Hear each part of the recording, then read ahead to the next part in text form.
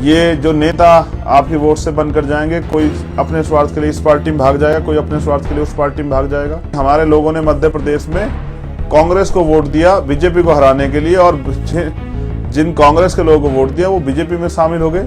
ये उत्तर प्रदेश के नेताओं ने, सरकार ने दिया है। चाहे आप उनको कितना गले लगा लें, लेकिन आप उनके एजेंडे में हो ही नहीं। उनके एजेंडे में आप, वो 2 महीने जब चुनाव आता है, वो तब आपके पैर भी छूते हैं, आपको चाची, भाभी, ताई, बहन, बुआ सब कहते हैं, चाचा, ताऊ, फूफा, भाई, भतीजे, दोस्त सब कहते हैं, लेकिन आफ्टर इलेक्शन वो आपको ढूंढे भी नहीं मिलते। निकम्मे, झूठे, भ्रष्टाचारी, व्यापारी और क्रिमिनल लोगों की राजनीति को खत्म कीजिए।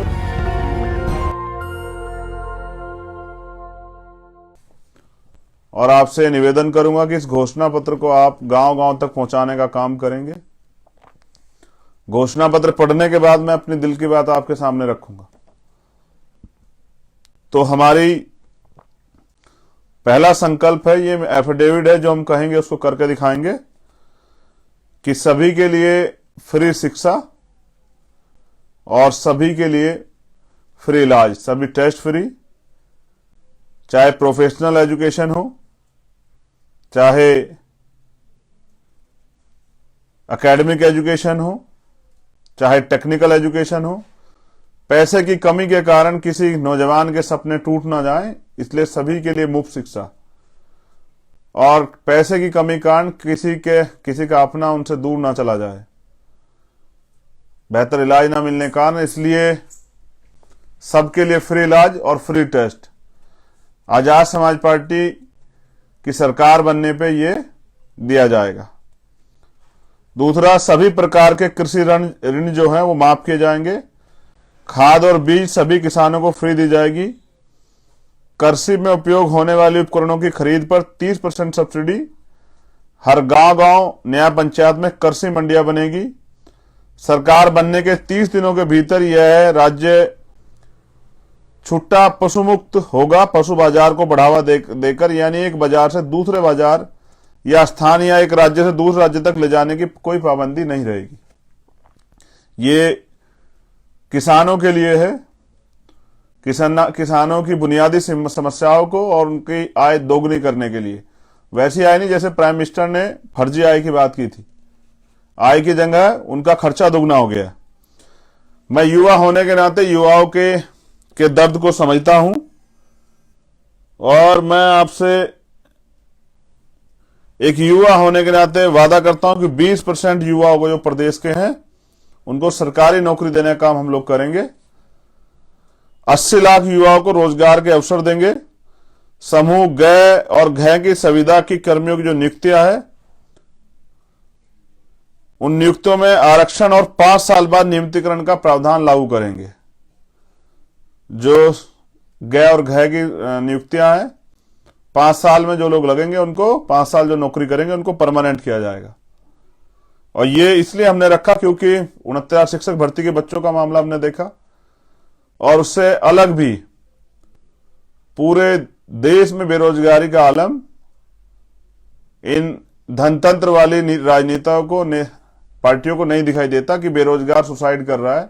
पढ़ा लिखा नौजवान मजबूर है, अपने सपनों को कुचलते हुए देख रहा है, खुद को मायूस है, उसके मन में सपने हैं कि सरकार उनकी बात को सुनेगी, लेकिन ना सरकार उनकी और ना ही उन बच्चों के सपनों सरकार को मतलब। तो ये फैसला लिया गया है।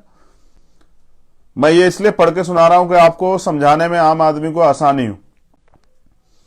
जातिगत जनगणना और उसके आधार पर शासन, प्रशासन, सत्ता, सरकारी नौकरी, सरकारी ठेकों आदि में जातियों के अनुपातिक प्रतिनिधित्व को देने का बिल हम लाएंगे और उसको पास करा के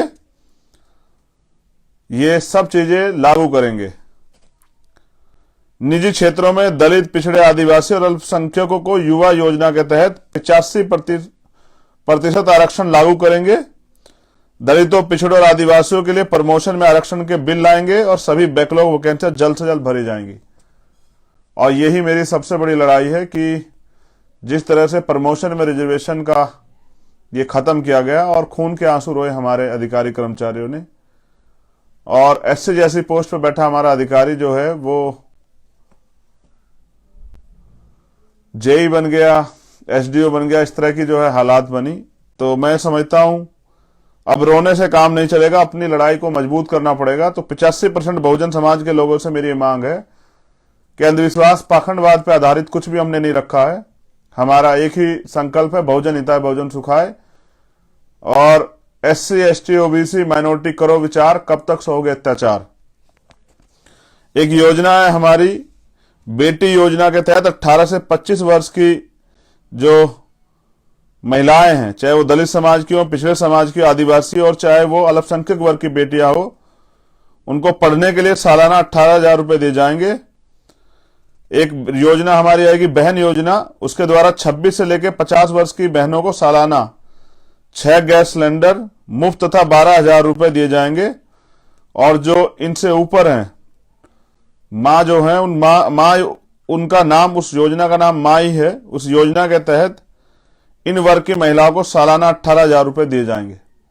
और ये हमारा प्रयास है एक महिलाओं को सशक्तिकरण के लिए, कि वो दोहरी गुलामी की जिंदगी जो इस देश में जी रही हैं, एक तो वो अधिकारों की वजह से गुलाम है, दूसरा वो इस देश में अपनी मर्जी से कुछ भी नहीं कर सकती, इसलिए भी वो दोहरी गुलामी जो झेल रही हैं, उन बहनों माताओं को सशक्त करने के लिए। क्योंकि डॉक्टर अंबेडकर ने कहा कि किसी भी महिलाओं की, किसी भी प्रदेश की, देश की तरक्की में उस प्रदेश देश में रहने वाली महिलाओं की तरक्की से मापता हूं। और समाज के लिए भी उनका यही उदाहरण था। इसलिए बहनों को, बच्चियों को और माओं को सशक्त करना पड़ेगा। एक बेटा योजना हमारी है। बेटा योजना के तहत दलित, पिछड़े, आदिवासी और अल्पसंख्यक वर्ग के 18 से 25 वर्ग के हर युवा को एक लैपटॉप और 18,000 रुपए सालाना वजीफा दिया जाएगा। भाई योजना के तहत इस वर्ग के 26 से 50 वर्ष के युवाओं को या तो नौकरी, रोजगार या फिर 18,000 सालाना बेरोजगारी भत्ता देंगे। 50 वर्ष से ज्यादा उम्र के इन वर्गों के लोगों को पापा योजना के तहत 18,000 सालाना जीवन यापन भत्ता देंगे। यानी कि कोई व्यक्ति किसी दूसरे के का मोहताज नहीं रहेगा और उसको आगे बढ़ने के लिए हम लोग अवसर प्रदान करेंगे। स्पेशली जो 26 से 50 वर्ष के नौजवान रहेंगे, उन लोगों को जो तैयार हो गए अपने परिवार का खर्चा उठाने के लिए और अपने परिवार को विकास की मुख्य धारा जोड़ने के लिए और अपने परिवार के सपने पूरा करने के लिए। 350 यूनिट तक बिजली गरीब एवं मध्य वर्ग के लोगों को महीने की घरेलू बिजली एवं किसानों को सिंचाई के लिए बिजली का बकाया माफ एवं भविष्य में मुफ्त करेंगे। इन वर्गों के लोगों के ऊपर बिजली और पानी का सभी बकाया बिलों को पहले ही कैबिनेट मीटिंग में हम माफ कर देंगे। ये हमारा फैसला है कि घरेलू बिजली 350 यूनिट हम लोग फ्री देंगे और किसानों के लिए जो बिजली का बकाया उसको हम लोग माफ करेंगे। और भविष्य में किसानों को आय दुगनी हो उनकी, इसलिए उनके लिए बिजली जो है हम लोग सिंचाई के लिए मुफ्त करेंगे। और इनसे अलग भी जो लोग हैं, जिन पे जो बिजली का और पानी का बकाया बिल है, वो उसको हम लोग खत्म करेंगे। क्योंकि सरकार ने साजिश करके जो है ना गरीबों को लूटने के लिए इनके ऊपर जबरदस्ती इतना बड़ा बिल जो है वो लाद दिया है। छोटे और मध्यम वर्ग के व्यापारियों की मदद करने के लिए ग्रामीण स्तर से लेकर शहरी तथा सरकारी व्यापार केंद्र स्थापित किए जाएंगे। शहरों के अंदर मॉल खोलने पर प्रतिबंध लगाएंगे। स्टेट GST की दर को 3% इन वर्गों के लिए व्यापारिक छूट दी जाएगी और डीजल और पेट्रोल के दाम यूपी में सबसे सस्ते होंगे। हम पे योजना है कि जो छोटे और मध्यम वर्ग के व्यापारी हैं, जो गांव स्तर से लेकर जो छोटी छोटी दुकानें चलाते हैं शहर के स्तर पर, उनके लिए व्यापार केंद्र स्थापित किए जाएंगे। और जो मॉल, छोटे व्यापारियों की हत्या करने के लिए जो मॉल सिस्टम खड़ा किया गया है और छोटे व्यापारी जो बेबस हो गए हैं, अपना परिवार भी नहीं चला पा रहे हैं, उनके ऊपर जो ये मॉल की वजह से जो उनका नुकसान हो रहा है, तो मॉलों को शहर के अंदर प्रतिबंध करेंगे। GST की दर में 3% की छूट करेंगे, जिसके और डीजल और पेट्रोल के दाम यूपी में सबसे सस्ते होंगे। ये मेरा आपसे वादा है। हर मंडल में बहुजन समाज के महापुरुषों के नाम पर एक एक विश्वविद्यालय और अस्पताल खोले जाएंगे, जिससे वो महापुरुष भी जिंदा रहे, उनकी विचारधारा भी जिंदा रहे और आम जनहित में वो विश्वविद्यालय गरीबों के, शोषितों के, वंचितों के पढ़ने काम आए और उन अस्पतालों में गरीबों का इलाज हो पाए। पिछड़ा और अति पिछड़ा की जो सामाजिक न्याय रिपोर्ट है वो लागू करेंगे एवं सच्चर कमेटी की रिपोर्ट लागू कर मुसलमानों के लिए आरक्षण की व्यवस्था करेंगे। ये मेरा वादा है कि जो पिछड़ा समाज है, अति पिछड़ा समाज है, उनके लिए सामाजिक न्याय की रिपोर्ट को लागू करेंगे एवं सच्चर कमेटी की रिपोर्ट लागू कर मुसलमानों के लिए आरक्षण की व्यवस्था करेंगे। बुनकर, कारीगर, हाथ के जो दस्तकार हैं और सबके लिए ब्याज मुक्त लोन होगा। किसान क्रेडिट कार्ड की तरह बीसीसी बुनकर क्रेडिट कार्ड बनेगा। इन सब के क्रय विक्रय सुविधाओं के लिए मंडियों की व्यवस्था सरकार करेगी। और मैं समझता हूं जिस देश में के प्रधानमंत्री की सुरक्षा में 1,62,00,000 रुपए रोजाना खर्च होते हो, वो पैसा आम जनता की भलाई में लगना चाहिए। जो नेताओं के ऊपर खर्च होता है पैसा, जिस तरह से उनको सुविधाएं मिलती हैं इलाज के लिए, ट्रैवल के लिए, ऐसे आम आदमी को भी मिलनी चाहिए। और क्योंकि लोकतंत्र सबको बराबरी का अधिकार देता है और संविधान भी, तो कब तक जो है उत्तर प्रदेश और देश की आम जनता जो है भ्रष्ट नेताओं के भरोसे वो हमेशा वोट करती रहेगी और चुनाव के बाद खुद को ठगा महसूस करके पछताती रहेगी। अति पिछड़ा और अल्पसंख्यक पिछड़ी बिरादरियों के लिए अलग से अधिनियम बनाए जाएंगे। मछुआरों को प्राथमिकता के आधार पर जो मछली पकड़ने का काम करते हैं, ग्राम सभा के तालाबों, पोखरों और झीलों और नदियों में पट्टा दिया जाएगा। मत्स्य उद्योग जैसे कृषि आधारित लघु उद्योग को बढ़ावा देने के लिए अलग से व्यवस्था की जाएगी। सरकार बनने पर मॉब लिंचिंग अधिनियम बनाया जाएगा। रिटायर्ड जजों का एक स्वतंत्र आयोग बनाया जाएगा, क्योंकि बड़े पैमाने पे प्रदेश में और देश में मॉब लिंचिंग के नाम पर वंचित वर्ग के लोगों की हत्याएं की जाती हैं और कोई उफ तक नहीं कहता। मैं समझता हूं इस पे मॉब लिंचिंग पे एक कानून बनना चाहिए और मॉब लिंचिंग करने वालों को सख्त से सख्त सजा जो है उस कानून के दायरे में रहकर मिलेगी। समूह ग और घ की सभी नियुक्तियां संविदा और ठेकेदारी प्रथा खत्म कर अस्थायी नियुक्ति जो है की जाएगी, क्योंकि इसके नाम पे ठेकेदारी और संविदा के नाम पे गरीबों का खून जो है वो चूसा जा रहा है और उनको जिस तरह से मरने के लिए छोड़ दिया गया है। मैंने ये फैसला इसलिए लिया क्योंकि मैं गया था नोएडा और वहां पर सफाई कर्मचारी काम करने वाले हमारे समाज के, बहुजन समाज के भाइयों की सीवर में जाने से डेथ हुई थी। संविदा और ठेकेदारी सभी सफाई कर्मचारियों को नियमित किया जाएगा, पहली कैबिनेट में ही। दूसरा, सीवर लाइन के अंदर सफाई करते हुए सफाई कर्मचारी की मृत्यु होने पर शहीद का दर्जा दिया जाएगा।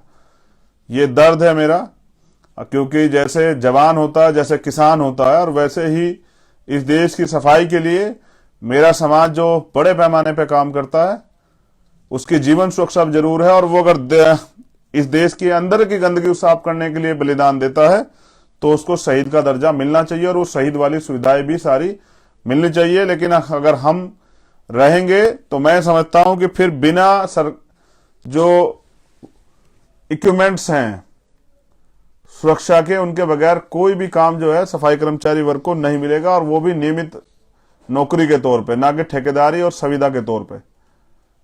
और ये मेरा दर्द है। मैंने पूरे देश में बहुजन समाज की महिलाओं को, स्पेशली दलित समाज की महिलाओं को प्रदेश की और देश की गंदगी साफ करते देखा, और सम्मान के नाम पे सिर्फ और सिर्फ जो है उनको मजदूर समझ के अपमानित किया जाता है। ये इस देश का दुर्भाग्य है। प्राय देखा गया कि पूर्ववर्ती सरकारों द्वारा उत्तर प्रदेश के खिलाड़ियों की उपेक्षात्मक रवैया झेलना पड़ता है, जिसके लिए आजाद समाज पार्टी ने तय किया ग्रामीण स्तर पर खिलाड़ियों की प्रतिभा को निखारने के लिए ग्राम स्तर पर छोटे छोटे स्टेडियम बनाकर उसमें कोच की नियुक्ति कर खिलाड़ियों की प्रतिभा को निखारने काम करेंगे, तथा राष्ट्रीय और अंतर्राष्ट्रीय स्तर पर पदक लाने पर खिलाड़ियों को अलग से सरकारी नौकरी में कोटा तथा स्कॉलरशिप की व्यवस्था करेंगे। महंगाई की मार को देखते हुए सभी टोल उत्तर प्रदेश में फ्री किए जाएंगे। और मैं समझता हूं जब नेताओं की गाड़ी फ्री जाती है, अधिकारियों की गाड़ी फ्री जाती है, तो आम जनता को ही जब वो रोड टैक्स देते हैं, सेस देते हैं, तो फिर वो टोल टैक्स क्यों दे। इसलिए सभी टोल टैक्स जो हैं वो फ्री किए जाएंगे। आंगनबाड़ी भोजन माताओं की सैलरी 10,000 कर उन्हें नियमित किया जाएगा। आंगनबाड़ी में जो बहनें काम करती हैं और भोजन माता का काम करती हैं, उन सभी बहनों माताओं की सैलरी जो है वो 10,000 रुपये करके उनको नियमित किया जाएगा। भूमि व्यवस्था में सुधार कर स्वामीनाथन आयोग की रिपोर्ट लागू की जाएगी। और ये एक बहुत ऐतिहासिक कदम जो है होगा वंचित वर्ग के लिए, कि पहले भी इस पे प्रयास हुए हैं बहुत बड़े पैमाने पे, 200-200 बीघे, 300 बीघे सभी ग्राम सभाओं में बंजर भूमि पड़ी हुई है, और उसका आवंटन जो है वंचित वर्ग के लोगों में होना चाहिए, जिससे कि वो लोग उस भूमि के जरिए उनको रोजगार प्राप्त हो, उनकी आर्थिक स्थिति मजबूत हो, और वो अपने खुद को वो जो है ना खेती किसानी से जोड़ के और विकास की मुख्य धारा में वो भी शामिल हो सके, उनके बच्चे भी उन सुविधाओं का लाभ ले सके जैसे दूसरे लोग ले रहे हैं। सभी सरकारी विभाग में नियुक्ति संविदा कर्मचारियों की स्थायी नियुक्ति की जाएगी। सभी सरकारी विभाग में नियुक्त संविदा कर्मचारियों की स्थायी नियुक्ति की जाएगी। और आखिरी है, किसानों को सशक्तिकरण के लिए एमएसपी कानून लाएंगे एवं गन्ना किसानों को भुगतान 10 दिन के अंदर भुगतान की व्यवस्था करेंगे तथा 10 दिन में भुगतान न होने पर संबंधित मिल पर पेनल्टी तथा उचित कार्रवाई की जाएगी तथा गन्ना मूल्य 500 रुपए क्विंटल किया जाएगा तथा बंद पड़े चीनी मिल तत्काल रूप से चलाए जाएंगे। ये मेरी 22 प्रतिज्ञा, संकल्प और मेरा एफिडेविट है जो आजाद समाज पार्टी के लिए हमने तैयार किया है। ये मैंने आपके सामने रख दिए। इसमें कुछ वर्ड मिस्टेक हो सकते हैं, आप अपने आप सही कर लीजिएगा, क्योंकि जब हम इसको कंप्यूटर से निकाल रहे थे तो वहां लिखने में थोड़ी दिक्कत थी, तो इस वजह से पूरी दिक्कत जो है कुछ हो सकती है। आप इसको खुद सुधार कर सकते हैं, आप जिम्मेदार हैं, ये आपका अपना दल है। अब मैं आपसे कुछ बुनियादी बात कर लूं। साथियों, पिछले 5 से 6 दिन बड़े अजीब से गुजरे। स्थापित नेताओं ने अपनी राजनीतिक काम किया और उनको लगा कि उन्होंने किसी एक नए व्यक्ति को, जो सच्चा ईमानदार तो है लेकिन राजनीतिक नहीं है, उसको धोखा दे दिया। और मैं समझता हूं कि अच्छा किया उन्होंने, कम से कम मुझे सिखा तो दिया। अगर वो ना सिखाते तो मैं सोच के बैठा रहता कि गरीबों शोषितों की लड़ाई भी कोई लड़ सकता है। किसी नेता पे ये भरोसा जो है कर लेता कि भाई ये व्यक्ति इस शोषितों पिछड़ों की लड़ाई को, मजलूमों की लड़ाई को आगे बढ़ा सकता है। लेकिन साथियों, मैं समझता हूं कि जिस तरह से पिछले 6 साल से कंधे से कंधा मिला के भीम आर्मी के निष्ठावान, समर्पित और ऊर्जावान साथियों ने मुझे ये पहचान दी है, इस पहचान के साथ उन्होंने मुझे एक एटीट्यूड भी दिया। वो एटीट्यूड मुझे लड़ना सिखाता है, वो एटीट्यूड मुझे तमाम तरह की परेशानियां, कठिनाइयों के सामने डटकर खड़ा होना सिखाता है। और उनका संघर्ष, उन सब भाइयों का जो उन्होंने जेल काटी, मुकदमे झेले, तमाम तरह की परेशानियों की, उन सब साथियों का संघर्ष मुझे बड़े बड़े ताकतवर लोगों के सामने झुकने नहीं देता। ये ताकत दी है आप लोगों ने। ये भी सच है कि मैं बहुत बड़ा राजनीतिक नहीं, लेकिन ये भी एक कड़वा सच है कि कभी मैंने ईमानदारी से छल नहीं किया। मैंने जो काम किया पूरी ईमानदारी से किया और मैंने ईमानदारी नहीं छोड़ी। मैंने ना ही काम करना छोड़ा, ना ही लड़ना छोड़ा।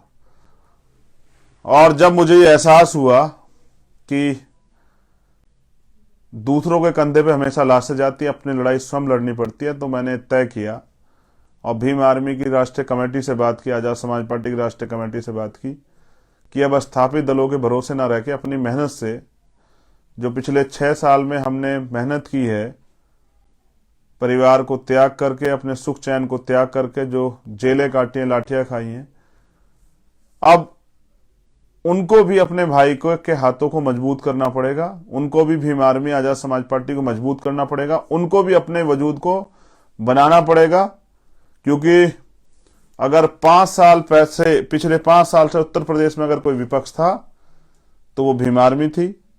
और जब से आजाद समाज पार्टी बनी है तो कोई ऐसा इश्यू नहीं है उत्तर प्रदेश का जिसपे आजाद समाज पार्टी के लोगों ने बढ़ चढ़ के हिस्सा ना लिया हो और सरकार को झुकाने का काम ना किया हो। मैं आपसे एक चीज और कहना चाहता हूं।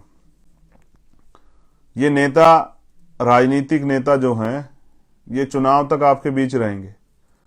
और आप याद कीजिए कि जब भी कोई समस्या नौजवानों के साथ, चाहे वो 69,000 शिक्षक भर्ती के बच्चे हों, चाहे वो कोई और जो है तमाम तरह से महिलाओं के उत्पीड़न का मामला हो, चाहे वो सीए एनपीआर एनआरसी के आंदोलन का मामला हो, चाहे वो कोई और मामला हो, चाहे वो हाथरस का मामला हो, उन्नाव का मामला हो, कानपुर का मामला हो, आजमगढ़ का मामला हो, चाहे वो प्रयागराज का मामला हो, और मैं आपको याद दिला दूं, चाहे वो मामला हो गोरखपुर का। और याद है मेरे कि गोरखपुर में सत्ता के संरक्षण में जो भाई थे अनीस कनौजिया, उनकी हत्या की गई।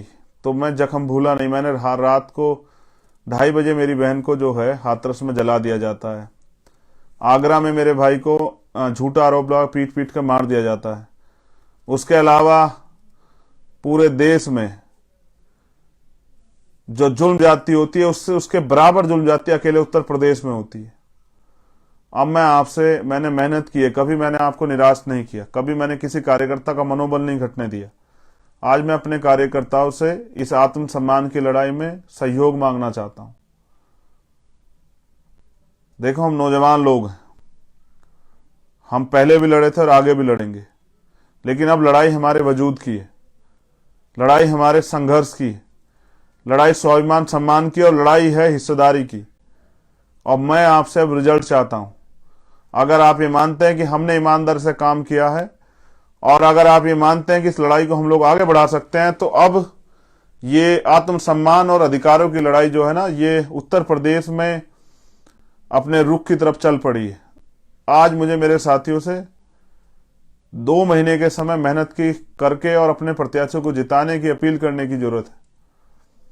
मैं समझता हूं कि जितनी मेहनत से आपने पिछले 5 साल काम किया, आपने रात नहीं देखी, दिन नहीं देखा, धूप नहीं देखी, बारिश नहीं देखी, आंधी तूफान नहीं देखा, कोई संसाधन नहीं देखा, मोटरसाइकिल, पैदल, बसों में, ट्रेन में, सारी रैलियां, सारे आंदोलन, सारे संघर्ष किए, हर कमजोर को न्याय दिलाने का काम किया। आप थाने जाते हैं, आप थाने के बाहर जाके आंदोलन करते हैं, आप जो है रिपोर्ट लिखवाते हैं, आप तमाम तरह की परेशानियां उठाते हैं। मैं कहना चाहता हूं साथियों, आज उसका निर्णय का दिन जो है ना आ गया है।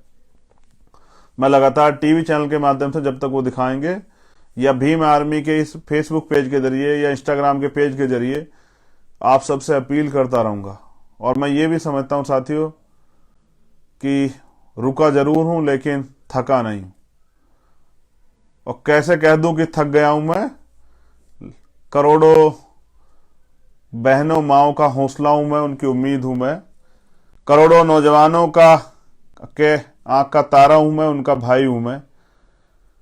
करोड़ों बुजुर्गों का खून हूं मैं, उनका विश्वास हूं मैं, उनकी उम्मीद हूं मैं। तो कैसे कह दूं थक गया हूं मैं थका नहीं हूं, मैं रुका नहीं हूं, मैं झुका नहीं हूं। हाँ, मैंने एक मजबूत प्रयास किया था कि भारतीय जनता पार्टी को रोकने का काम किया जाए। काफी दिन मैं अपने कार्यकर्ताओं से को रोक के इस बात का प्रयास करता हूं। मुझे डर था कि जो कार्यकर्ता मेरा मेहनत करेगा, मैं ईमानदार होने के नाते, प्राइमरी स्कूल के हेडमास्टर का बेटे होने के नाते, किसी विधायक एमपी का बेटा तो नहीं हूं, किसी मिनिस्टर का बेटा भी नहीं हूं, एक प्राइमरी स्कूल के हेडमास्टर का बेटा हूं। जीवन में सिर्फ सिद्धांत सीखे हैं। जब अपनों का दुख देखता हूं तो भावुक हो जाता हूं। मेरे याद है, जब मैं गया था चंपावत, उस बच्ची को, छोटी बच्ची को मैं रोते हुए देख नहीं पाया, जब उसने कहा कि हमें पैसे नहीं चाहिए, हमें न्याय चाहिए। मैं जब गया था आगरा तो नहीं देख पाया अरुण भाई के परिवार को रोते हुए। और जब मैं भावुक हुआ तो वो माए जो वहां बैठी तो कहने लगी कि ये अपने समाज का बच्चा है, ये अपना ही बेटा है, देखो उसको दर्द है। मैं समझता हूं कि भावुकता मेरी कमजोरी नहीं है, क्योंकि मैं दिल से सारे काम करता हूं, इसलिए भावुक हो जाता हूं। लेकिन मैं कभी किसी से डरा नहीं। मैं तो तब नहीं डरा जब 16 महीने मैंने जेल काटी, जब मैंने सीए एनपीआर और एनआरसी के आंदोलन में 250 ज्यादा लाठियां खाई, जिसका दर्द आज भी मेरी पीठ पे है। मैं तब नहीं डरा जब मैंने रविदास मंदिर आंदोलन में तमाम तरह का अपमान और संघर्ष और मार खाई। मैं तब भी नहीं डरा, लेकिन आज मैं अपनों से न्याय मांग रहा हूं, अपनों से ताकत मांग रहा हूं। आपको ये तय करना है कि आपको उन लोगों को विधानसभा में भेजना है जो पैसे पे आधारित राजनीति कर रहे हैं, जो पैसे से टिकट ले आए हैं, या जो है विरासत की राजनीति को आगे बढ़ा रहे हैं, या फिर वो लोग जो ये कह रहे हैं कि मैं आपकी जाति का हूं, आपके समाज का हूं, इसलिए आप वोट दे दीजिए। या आपको उन लोगों को आगे भेजना है जो लोग मेहनती हैं, संघर्ष कर रहे हैं, और जो बहुजन समाज की एकता को मजबूत करके जो सपना है बहुजन को लेना है। मेरी दो इंपॉर्टेंट मांग है आपसे। एक तो अपना सोशल मीडिया बहुत मजबूत कीजिए, अपनी सोशल मीडिया की ताकत को मजबूत कीजिए, और एक किसी भी तरह से एक ग्रुप या कुछ भी बना के जहां भी वो बन सकता हो, बहुसंख्यक रूप से जहां जुड़ते हैं आप, उस ग्रुप के जरिए अपनी एकता को, सोशल मीडिया की ताकत को मजबूत कीजिए, और जो भी संदेश मिले उसको नीचे तक सर्कुलेट कीजिए। मैं आज जो कुछ भी हूं किसी नेता के वजह से नहीं हूं, किसी बड़े बाप के परिवार, बड़े परिवार में पैदा होने की वजह से नहीं। जो कुछ हूं आपकी मेहनत से हूं, और जैसा भी हूं आपके लिए हूं। मैं जैसा भी हूं और जैसा भी रहूंगा, और जब तक रहूंगा आपके लिए रहूंगा। मैंने कभी अपनी जबान देके पीछे नहीं फिराई। एक मेरी अपील है कि आप चुनाव में जा रहे हैं, ये आपका पहला चुनाव है, आपको घबराना नहीं है, आपको मजबूती से लड़ना है। अपने मन में ये संकल्प लेकर लड़ना है कि हमें अपने प्रत्याशी को जिताना है, और आपको सीखने को मिलेगा और आपको जानने को मिलेगा, क्योंकि अगर आप अगली बार भी शुरुआत करोगे तो आपको यहीं से शुरुआत करनी पड़ेगी, जीरो से। और मैं इसलिए सभी जगह पे अपने प्रत्याशी उतारना चाहता हूं कि मुझे पता लगे कि जो हमने काम किया उससे आज हम लोग कहां खड़े हैं। उत्तर प्रदेश में हमने जो काम किया उससे हमें जनता का समर्थन कितना है। ये जो नेता आपकी वोट से बनकर जाएंगे, कोई अपने स्वार्थ के लिए इस पार्टी में भाग जाएगा, कोई अपने स्वार्थ के लिए उस पार्टी में भाग जाएगा, कोई ऐसा भी हो सकता है आपकी वोट लेके विरोधी पार्टी को जाके मदद करे। जैसा मैं किस्सा आपसे शेयर कर दूं कि हमारे लोगों ने मध्य प्रदेश में कांग्रेस को वोट दिया बीजेपी को हराने के लिए, और जिन कांग्रेस के लोगों को वोट दिया वो बीजेपी में शामिल हो गए, तो वो सरकार बीजेपी की बन गई, हमारे लोग ऐसे ही देखते रहे। तो मैं पूछ रहा हूं, कब तक आप इन पे भरोसा करेंगे कि ये सामाजिक न्याय को बचाएंगे? कब तक आप भरोसा करेंगे कि ये आपकी समस्याओं को खत्म करेंगे? इनको तो पहले भी अवसर मिला था। अब आपको डीलर की, लोडर की जरूरत नहीं है, अब आपको लीडर्स की जरूरत है, और वो लीडर्स जो हैं इस आंदोलन से तैयार होंगे, और मेरा ऐसा विश्वास है। अभी तो हमने शुरुआत की है। इस बार मैं इतनी राजनीतिक शक्ति चाहता हूं कि आपकी आवाज विधानसभा में चली जाए। आपकी मजबूत आवाज, कुछ मजबूत आवाजें आपकी विधानसभा में चली जाएं, और वो जाकर विधानसभा में अपने लोगों के हितों के लिए, बहुजन समाज के लोगों के हितों के लिए बोलने का काम करें, लड़ने का काम करें, उनके लिए नीति बनाने का काम करें, उनको न्याय दिलाने का काम करें, और उन पे अन्याय करने वाले हाथों को रोकने का काम करें। ऐसी ताकतें मैं सिर्फ आपसे चाहता हूं। वरना वोट तो आप अब तक देते आए, नेता बनते गए, आपकी जिंदगी में कोई बदलाव नहीं हुआ। आप वहीं के वहीं हैं, और अपनी जीवन को आगे बढ़ाने का काम खुद अपने कंधों पे कर रहे हैं। मैं ये भी जानता हूं, अगर आप सुबह उठ के मेहनत का काम नहीं करेंगे, जिन काम को आप करते हैं, तो शायद रात को आपके बच्चों के पेट में रोटी ना पड़े। ये उत्तर प्रदेश के नेताओं ने, सरकार ने दिया है, चाहे आप उनको कितना गले लगा लें, लेकिन आप उनके एजेंडे में हो ही नहीं। उनके एजेंडे में आप वो 2 महीने जब चुनाव आता है, वो तब आपके पैर भी छूते हैं, आपको चाची, भाभी, ताई, बहन, बुआ सब कहते हैं, चाचा, ताऊ, फूफा, भाई, भतीजे, दोस्त सब कहते हैं, लेकिन आफ्टर इलेक्शन वो आपको ढूंढे भी नहीं मिलते हैं।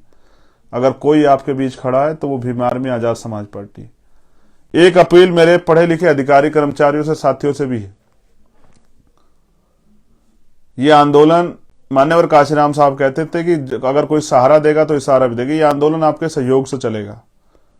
तो जो अधिकारी कर्मचारी हैं, जो चाहते हैं कि आंदोलन आगे बढ़े, जो चाहते हैं डॉक्टर अंबेडकर और मान्यवर काशीराम साहब का सपना पूरा और ये आंदोलन आगे बढ़े, वो कम से कम 2000 रुपए तो आजाद समाज पार्टी के जो पार्टी का अकाउंट है उसमें जमा कराएं, जिससे कि जहां हमारे मजबूत प्रत्याशी लड़ेंगे वहां तो वो लोग अपने आप सक्षम होकर लड़ लेंगे, लेकिन जहां मेरा ईमानदार कार्यकर्ता मेरे मान सम्मान के लिए, पार्टी के सिंबल को बचाने के लिए, पार्टी के वोट की संख्या बढ़ाने के लिए झंडा झंडा लेके लड़ेगा, उसको भी किस तरह से उसको थोड़ा सा मदद करा के उस चुनाव को लड़ा सकें।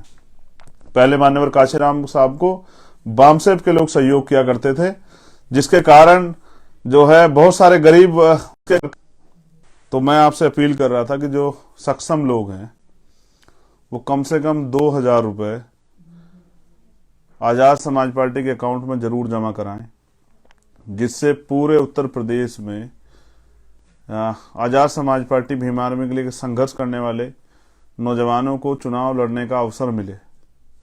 क्योंकि जैसा मैंने कहा कि सक्षम लोग तो अपने भरोसे लड़ सकते हैं, लेकिन वो कार्यकर्ता जो मेरे कहने के बाद स्वाभिमान सम्मान की लड़ाई को, आत्मसम्मान की लड़ाई को आगे बढ़ाने के लिए चुनाव लड़ेगा, और वो इस धनतंत्र की राजनीति में किस तरह से अपने चुनाव को आगे बढ़ा पाएगा, उसकी हम लोग मदद कर पाए। तो मैं आपसे अपील करूंगा, और जो मेरा आम कार्यकर्ता साथी भी है जिसने इस आंदोलन को अपने खून से सींचा है, उससे भी मैं निवेदन करूंगा कि वो जिसकी क्षमता हो, 2 रुपए, 4 रुपए, 6 रुपए, 10 रुपए, 50, 100 रुपए, जो उसकी क्षमता हो, उसको भी इस आंदोलन में देने का काम करे, जिससे कि हम इस आंदोलन को आगे बढ़ाने का काम कर सकें। मैं पूरे देश के भीम आर्मी के लोगों से भी अपील करता हूं, आजाद समाज पार्टी के लोगों से, जिसको सीखना हो वो तैयारी करे उत्तर प्रदेश आने की।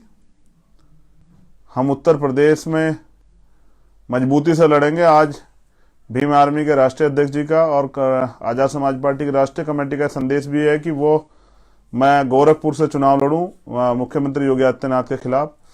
तो मैं आज उनसे वार्ता करके, और अगर रात में फाइनल है तो सुबह जो भी उनका आदेश होगा उसकी घोषणा करूंगा। तो मैं आपसे निवेदन कर रहा हूं कि आप जो लोग सीखना चाहते हैं पूरे देश से, भीम आर्मी के कैडर के लोग, वो लोग आ जाएं, और उत्तर प्रदेश में हम दमखम से चुनाव लड़ा के बताएंगे कि हम कुछ पल के लिए रुके थे लेकिन ठहरे नहीं हैं, और हम अपनी लड़ाई अपने भरोसे पर लड़ना जानते हैं। आपने मुझे सुना, मेरा ये आपसे निवेदन है कि उनके पास बड़े बड़े टीवी चैनल्स और सब कुछ है, मेरा तो प्रचार प्रसार का माध्यम यही है बड़े पैमाने पे, या फिर आप है। तो अपने मैनिफेस्टो को लेके मैं अभी फेसबुक अकाउंट पे भी डाल दूंगा, उस मैनिफेस्टो को लेके गांव गांव जाके अपने प्रत्याशी के समर्थन में वोट तैयार करने का काम कीजिए, और हम लोग क्या करेंगे, किस किस के लिए क्या क्या करेंगे, इस बात को समझाने का काम कीजिए। वोट आदमी समझने के बाद देता, जब वो समझ जाता है कि इनके आगे खड़े होने से, इनको वोट देने से हमको क्या फायदा होगा। निकम्मे, झूठे, भ्रष्टाचारी, व्यापारी और क्रिमिनल लोगों की राजनीति को खत्म कीजिए, और आगे बढ़ने के लिए एक जो मजबूत प्लेटफॉर्म, मैं सभी बहुजन समाज के लोगों से कह रहा हूं कि मनुवाद के आगे घुटने मत टेकिए, अपनी लड़ाई को अपने कंधों पर लड़िए, वरना इस देश में गुलाम बनाने की जो व्यवस्था आपको की जा रही है, वो उसकी तरफ आप तेजी से बढ़ रहे हैं, और आपको पता भी नहीं लगेगा कि कब आप इस देश में गुलाम हो जाएंगे। और अगर आपको चाहिए आजादी, तो फिर आपको इस लड़ाई को लड़ना पड़ेगा। और आप ये सोच रहे हैं कि जिन चीजों से आपको परेशानी, इस लड़ाई कोई और लड़ेगा, तो ये आपकी गलतफहमी। चाहे आप कल शुरुआत करें, आज लड़ना तो आपको पड़ेगा।